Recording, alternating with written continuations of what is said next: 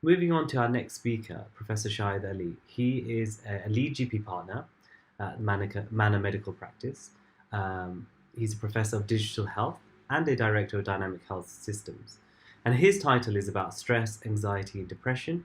So let's, without further ado, listen to what he has to say.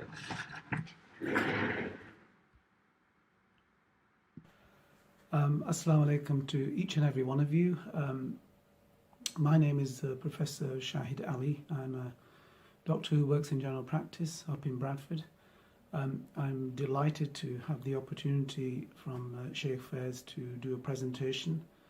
And I've been given the title of Stress, Anxiety and Depression. So I'm hoping this will be a sufficiently calm experience for you, not too stressful. Of course, what I really want to be able to do is to present to you my own kind of personal way of dealing with this, but of course it's within the way in which we deal as clinicians with patients who have mental health problems. So stress, anxiety and depression are very common, as you know, and the vast majority of us have had stress at some point, often due to some kind of external stimuli. And I will be sharing with you how patients often present with those type of symptoms. And some people will have had anxiety. Some people may well have anxiety at the moment, and they may well have depressive symptoms. It's very common. In fact, 30% of the people, if not more, that we see in general practice on a weekly basis do have mental health problems. So, significant issue. And because of coronavirus, and I don't need to tell you about coronavirus because it's everywhere around us on the news and the media, it is going to have and is having a significant impact on the mental health of the population of this country and around the world. So over the past few months, as all of this has kind of unfolded, I have had to deal with on a regular basis, on a daily basis, with people developing stress and anxiety and depressive symptoms due to the anxiety associated with coronavirus, the fear which has been created, and of course the lockdown, which has also contributed to people having this kind of uncertainty of what's going to happen and being able to not handle that situation very well, and as a consequence develop stress, anxiety and depressive symptoms. Often when people present with stress, they tend to have some kind of locus by which, or some trigger through which this has happened. And it often is related to relationships. It can be related to people, things at work. It could be financial. And similarly with anxiety, sometimes you tend to find that they do have some form of trigger which has produced that.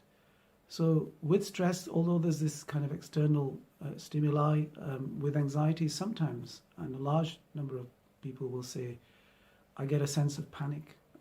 I really don't feel very well. I'm very much on edge, and I don't know what the reason is.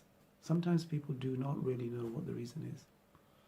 And of course, stress, anxiety can lead to depression, can lead to that heightened sort of situation where people begin to then start to exhibit symptoms of clinical depression, like, for example, not wanting to get up in the morning and go to work or do anything, not getting any pleasure out of life, disturbance in their sleep pattern, and a range of different other factors and symptoms which contribute to a diagnosis of clinical depression. And, you know, like I said to you before, it's very common. So I like to approach it in this kind of way, and I want to share that with you because I think, in my view, in my sort of experience, I think this is a good way of dealing with these type of issues when they walk through the door into the consulting room. So if people come to me with stress, anxiety and depression, often, well, usually in every single case, we need to have an understanding of what's going on. So I will take a full history, listen to what's going on, to try and understand the issues. And of course, then there are a variety of ways in which you can deal with it. And some people will jump to medication. I don't. I like to think about the whole idea of the individual and their self, and how do they deal with that, and thinking about how self-reflection can actually help to alleviate some of those symptoms. So people that I'm consulting with, one of the suggestions I often make to them is that, why not think about having a session where you actually reflect on everything that's going on, and through that process you will identify certain goals or goal that you would like to set in terms of improvement, or whatever it is that you want to achieve in life, and then have an action plan to try and achieve that, and relate that to some of the factors which you identify as being problems. So let's take an example. So somebody says that they are stressed out or have anxiety or have depressive symptoms. Well, I would suggest to them that they actually go home, find a quiet place that they're not going to be interrupted in, have a cup of tea or coffee or whatever they like to drink, sit down and write down in a very honest way, and being honest with themselves, which is sometimes not very easy for people to do, but being honest with yourself and saying, well, these are the things that are affecting me. Such and such a person is having this impact on me. My financial situation is like this, or I want the world to spin in the opposite direction because I don't like the way it's spinning at the moment. So the point I'm trying to make is put everything down with some kind of clarity, as these are the factors that are actually influencing you. And then I make a suggestion. The next suggestion I make to them is to, once you've listed them, is to go through each of one of them and identify which of those are in your control. So the fact that you had a difficult relationship, or the relationship is getting more difficult, is something in your control, because you can actually take some action to deal with it. But if you want the earth to spin in the opposite direction, then that's not going to be possible. So the best thing to do under those circumstances is to put a line through that. And by putting a line through that particular item, you are getting rid of it from your emotional kind of setup from within your mind, and as a consequence of that, you're actually deleting it and saying, look, I'm not going to be bothered by this. And you then concentrate on the things that you have. You can then start to begin to identify actions that you can take to resolve each one of those. And they have to be done individually, because if you try and do them collectively, it's very difficult. But if you do them individually, then you can cross them off one by one by one. And what people find as they start to do that is that they begin to regain the control that they've lost.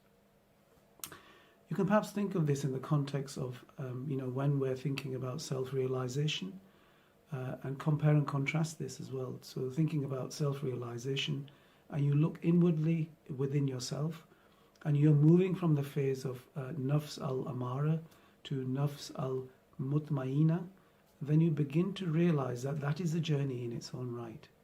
And you are beginning to make some changes. Reflecting on yourself is very much that type of journey. And when the person starts and they truly want to do that, they begin to see some of the changes in terms of how they begin to regain control.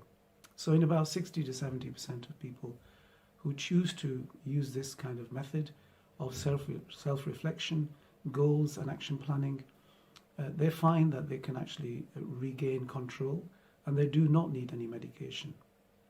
In other cases where people come back and they say, well, I've been through this process and I've tried to do this and I will continue to do this, but I still don't feel right. Well, we have the opportunity of a variety of array of medication that we can prescribe for both stress, anxiety and depressive symptoms. Some of them are not very good medications because they are addictive. Some of the medications are not addictive and may have other side effects. So there's always a kind of weighing up of, the positive and negative effects of medication before you start taking it. So medication would be the next option under circumstances where you feel that you may need to do that. But prior to starting medication, the other option that we have is really talking therapies. So moving on from this reflection and self-realization, we can move into the talking therapies, like, for example, counseling, like cognitive behavioral therapy. So these are also options that you would exercise prior to starting medication. But often what tends to happen is, in order to be able to get counseling quickly enough, it's not possible. In order to get cognitive behavioral therapy, you may have to wait months. and people are not willing to wait. So usually what tends to happen is that medication gets started, and then people wait to go on to these for these particular services. And of course, if none of those particular strategies help or medications help, then a referral to the psychiatrist or to the mental health services to be able to elucidate and understand what's going on with the patient in greater detail is usually what's required under those circumstances. So I think what I've tried to do is to paint a picture and give you some insights as to what happens in the consulting room when we're trying to deal with stress, anxiety, and depression, which, like I say, are very common. So we're doing this day in and day out. And usually in the vast majority of cases, I think that the idea of self-reflection works. People often do need to go onto medication, and some people do really need to have further talking therapies, like I've mentioned. And of course, there's a whole stack of people who don't respond to any of that and then need to see a psychiatrist. And if they do, they end up on even stronger medications to try and alleviate their symptoms.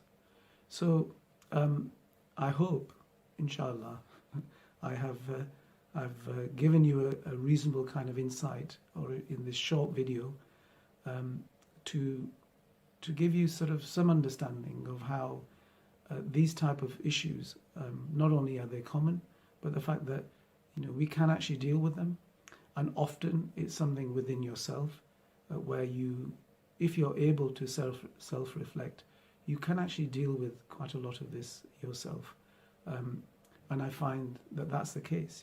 Those people who truly do look inwards can help themselves. And that's not just true for mental illness, by the way. I think that's true for physical illness as well. The ability to be able to recognize what's going on in your body, the ability to be able to self-reflect, is a very positive experience. So I hope you find that useful and it wasn't too stressful for you. I wish that the rest of the sessions go very well, and if you do need to contact me, then my details are available with the organizers, and I'd be very happy to help. Assalamu alaikum and Khuda Hafiz, and thank you very much for listening. And Khuda Hafiz, and thank you very much for listening. Thank you, Professor Shahid Ali, for that enlightening speech about the topic of stress, anxiety, and depression. And actually, it's quite pertinent that some of the points that were picked up were about the Islamic solutions that can be applied, and it's a very integral point that in Islam we have the concept of muhasabah, self-reflection, of training the nafs, of training the ego, so that we can find a sense of contentment by connecting to the higher self, the soul at peace. And also the fact that the Quran Sharif has been sent to believers as a guide, as a mercy, and as healing.